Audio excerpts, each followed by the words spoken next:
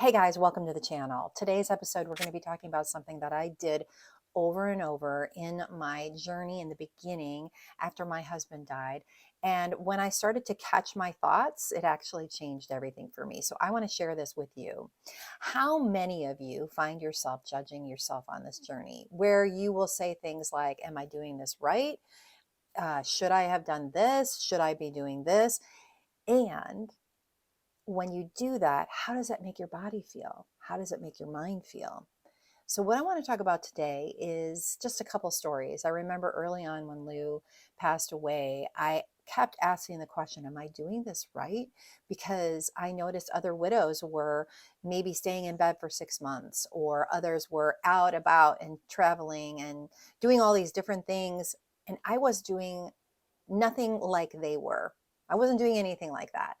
I was nose to the ground doing some things that, maybe if you were to look at it, you might think like, oh, like, why is she doing that?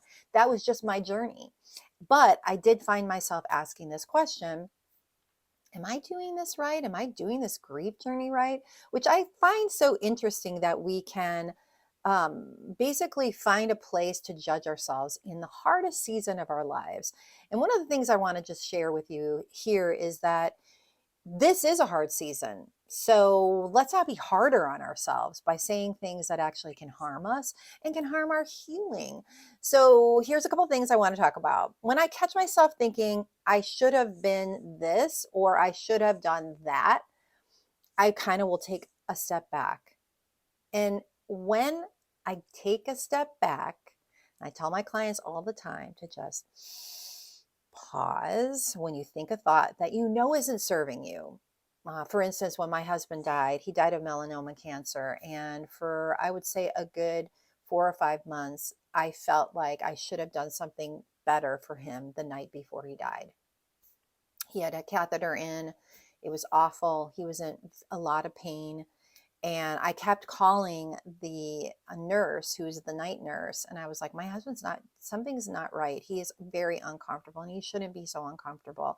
And she was like, well, he's sleeping. And I was like, no, something's wrong. And finally, I was like, look, I'm going to YouTube it. I'm going to figure out how to take this catheter out unless you show up. So she showed up and she was like, oh, yeah, I can see. And so I remember thinking, months after he died, oh, why did I get that catheter put in? Why did I do that? And I would go over and over and over in my mind. And I'll tell you something, that did not serve me. That thought didn't serve me at all. So one thing that I want you to start with, there's three things that I think are really important and they can kind of help you heal a bit if you're in the process of judging yourself. Number one is if you have a I should statement or what if I would have done this or I should have done that, that's a judgment statement. Instead, just get curious. Just ask the question, oh, that seems like a grief thought. I wonder why I'm thinking that. I wonder why that's coming up. And so you get curious about the thought versus you judging the thought. And once you get curious about it, you can even say words like this, oh, that's just a grief thought. I did the best that I could with the resources that I have. I tell my clients all the time, that's what we did.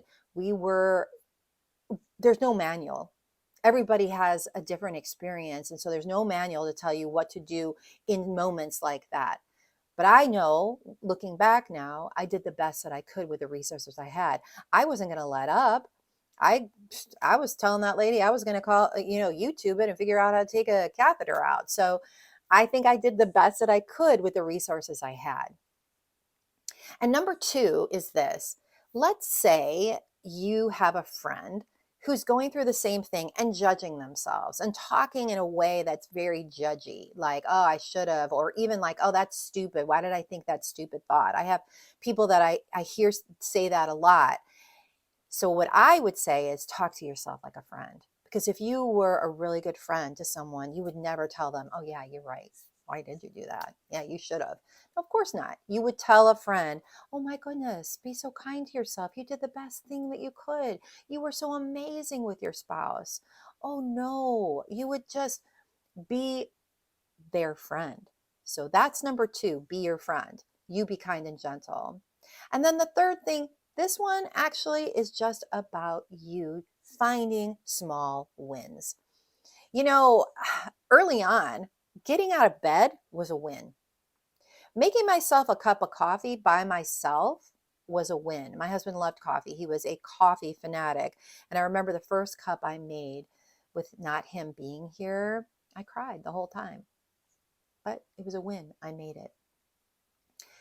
You know, anything you do right now is a win. Going for a walk, it's a win. Getting out of bed, honestly, that's a win. So, what are the three things that you need to do? If you're judging your thoughts and you're judging how you say certain things or what you're thinking about yourself, you're going to do this. You're going to just get curious. You're going to get curious about your thoughts and you're not going to judge it. You're just going to maybe even jot it down. Oh, that was a thought. I thought this about myself. Oh, that must be a grief thought. Number two, talk to yourself like a friend. You deserve that, to be kind and gentle and passionate with yourself. And number three is celebrate small wins. Getting out of bed, making yourself a cup of coffee, going for a walk, just stepping out on the porch. Those are small wins. Celebrate them. Say, like, I did this today. Dang, look at me. And as I continue on sharing my story with you, I want you to know something. When I started to become a coach, it was before my husband died. And I started coaching women because I felt such passion for us as women.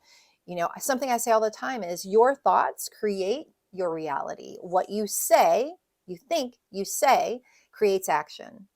So what my hope is that even though we are walking through a very hard season in our lives, the thoughts that we think and what we say can actually create something beautiful for us. I believe that God says he's not going to leave us in the ashes, that there is beauty from ashes. So we will not be left here with no purpose, with nothing to go forward, which actually I say go with. And that just brings me to this. I have a new program and it's called A New Way to Stand. And if it's you and you're that widow who's like, okay, I'm ready. I'm ready to step into a new way to stand. It's a widow's guide to moving with, but not moving on. And if you are just wanting to dip your toes into community, then you need to join Grief and Me. Just go to the bio, go into my link in my bio, sign up. You'll get on the email list and you get to join a bunch of amazing ladies. But here's the last thing I leave you with. I know that most of you were told a million times that your husband thought you were beautiful. And so I leave every message for you that you are beautiful and you are loved. So, my friend, you are beautiful. See you next time.